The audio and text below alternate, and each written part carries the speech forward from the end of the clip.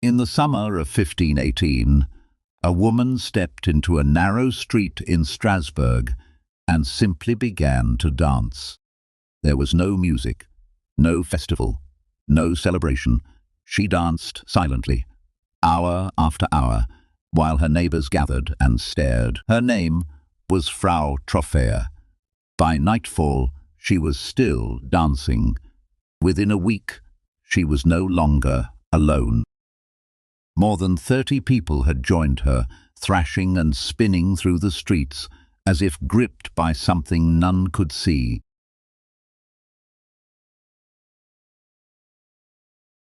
Witnesses described vacant eyes and sweat-drenched bodies. Feet swelled and bled into worn shoes. They could not stop. The city began to panic. Strasbourg summoned its physicians, and those physicians delivered a diagnosis that made everything catastrophically worse.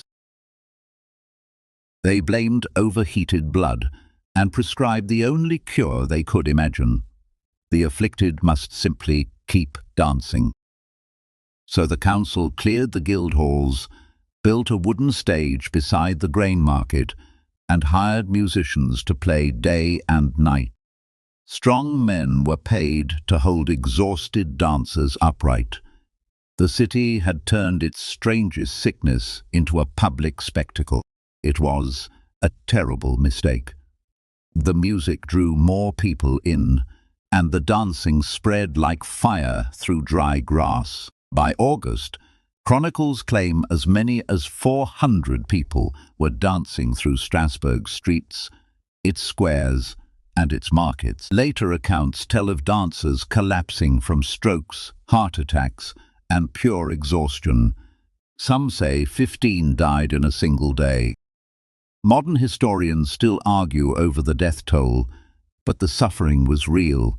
People begged for help while their legs kept moving. Desperate, the council reversed course. Dancing was banned. Music fell silent. The city braced for heaven's judgment. Because by now, Strasbourg believed this was no illness at all. It was a curse, sent by an angry saint named Vitus. The remaining dancers were loaded onto wagons and carried into the mountains to a holy shrine dedicated to Saint Vitus himself. There, priests placed red shoes on their bleeding feet, sprinkled holy water, painted crosses, and chanted Latin over every dancer. And slowly, strangely, it worked. Word spread that the saint was satisfied. By early September, the dancing plague was over. So what happened?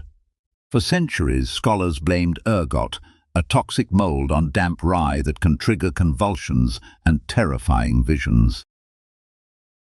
But ergot poisoning strangles blood flow and causes seizures. No victim could dance for days on ruined limbs. Historian John Waller offers a darker answer.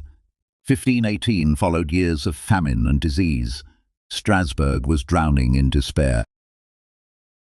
In that despair, people who truly believed the curse danced themselves into a trance, and the trance was contagious.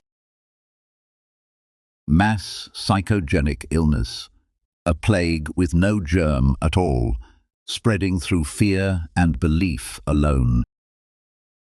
Under enough fear, the mind can turn against the body. More buried chapters are coming. Don't miss them.